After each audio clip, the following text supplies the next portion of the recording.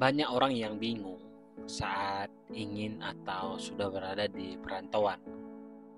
Ya, mungkin tujuan awal mereka adalah merantau, pingin bekerja, atau pingin kuliah.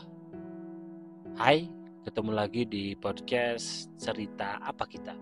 Di episode, kalau kamu merantau, kamu harus apa sih? Atau kita harus apa sih?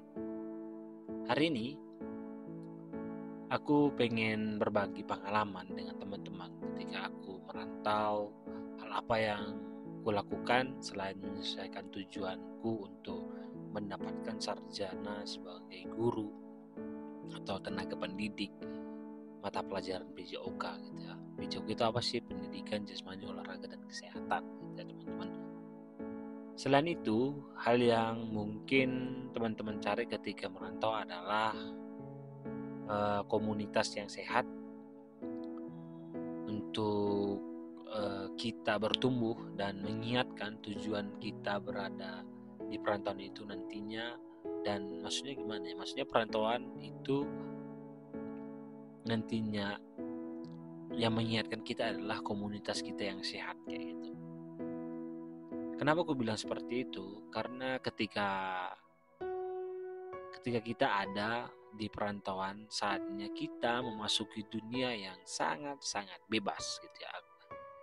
Sangat-sangat bebas dari kedua orang tua kita dan sanak saudara kita, sehingga kita bisa membuat tujuan utama kita itu hilang dengan berada di perantauan nantinya.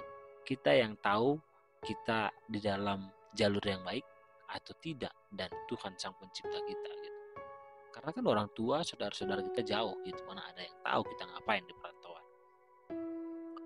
Hal yang kusyukuri ketika aku memilih komunitas yang baik dan sehat adalah komunitas ini bisa membantuku mengingatkan kenapa aku berada di perantauan saat itu, dan menuntutku untuk menggapai tujuan.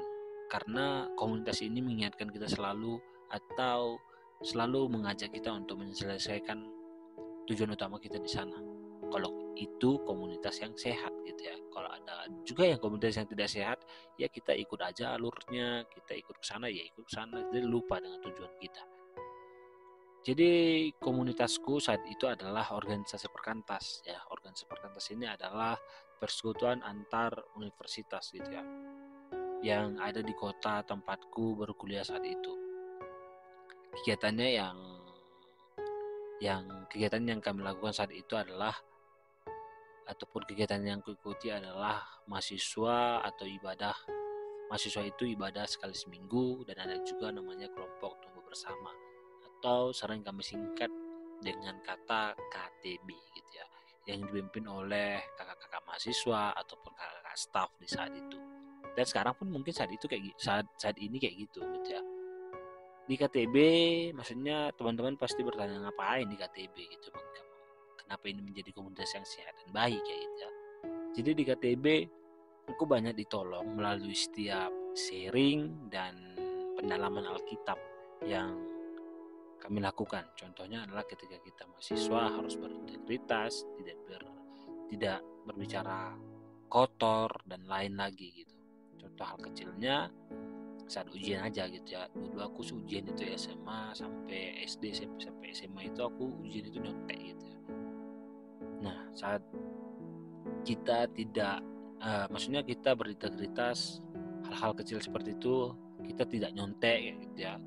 Karena ketika kita menyontek, kita lagi mencuri hak orang lain secara tidak langsung kayak gitu. Menurutku kita lagi mencuri hak orang lain secara tidak langsung. Mungkin caranya mungkin diam-diam, atau ya kita tidak tahu, banyak cara untuk menyontek gitu ya.